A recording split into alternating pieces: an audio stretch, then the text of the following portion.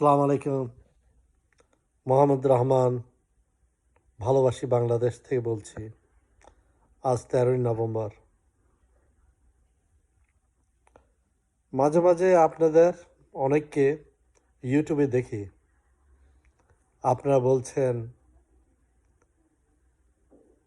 যে আওয়ামী লীগ এসে গেলে কি হবে, ভয় পাচ্ছেন, আপনাদেরকে কিছু করতে হবে। কিন্তু আজকে আমাদের এই ছোট ছোট বাচ্চারা আপনাদেরকে যে স্বাধীনতা এনে দিল, তারপরেও আপনারা সজাগ হচ্ছেন না। আপনারা শুধু ইউটিউবে দুই একটা কথা বলেন, কিন্তু আপনারা কেউ সিরিয়াস না। আপনারা এখনো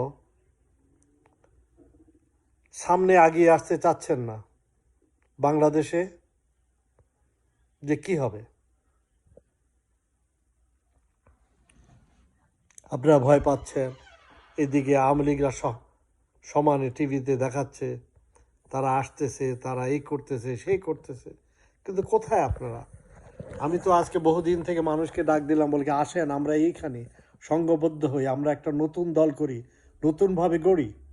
কিন্তু কই, কার মধ্যে কোনো সাড়া শব্দ কিছুই পায় না। অনেককে ডাকি, আসবে বলে আর আসে না, সময় নাই, ভাই এই হচ্ছে ওই হচ্ছে।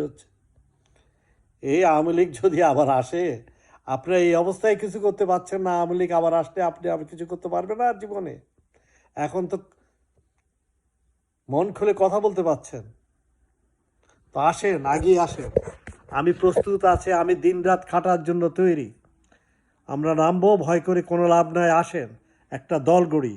কারণ বিএনপিকেও আর বিশ্বাস করা যায় না, আর জামাতে ইসলাম হচ্ছে অকর্মা, unfit, incompetent. I have seen them. আসেন, আমরা একটা দল গড়ি এবং ভালোভাবে আমি দিনরাত, I will dedicate rest of my life, ইনশাআল্লাহ। যদি আপনারা করতে চান, আমার কোনো স্বার্থ নাই, কোনো নাই, কিন্তু I could give you a good planning. ভালো প্ল্যানিং ছাড়া কোনো কিছুই কখনো সাকসেসফুল হয় না। এই ছাত্ররা আসছে, কিন্তু তাদের প্ল্যানিং ছিল না, যার জন্য তাদের ফলটা আসিফ নজরুলের মতো আওয়ামী লীগের সুপ্ত, যারা ঘুমিয়ে থাকে, কিন্তু আসলে তারা ঘুমন্ত আওয়ামী লীগ। তারা সময় মতো জেগে উঠে, তাকে আপনার ভিতরে ঢুকে। এই জন্য আসিফ নজরুলের হাতে ক্ষমতা চলে গেছে, ওয়াকারের হাতে চলে গেছে। এখনও আমাদের সময় আছে। আপনারা এগিয়ে আসেন, আপনারা যে এগিয়ে আসেন, আমরা সংঘবদ্ধ হয়ে আমরা করতে পারবো। করার ভয়ের কোনো কারণ নাই। আপনার যদি আল্লাহ আপনাদেরকে সুযোগ সুবিধা, যে আপনারা যদি গুড প্ল্যানিং করেন, অল্প সময়ের মধ্যে অনেক কিছু করতে পারবেন। We have lot to do and we can do a lot.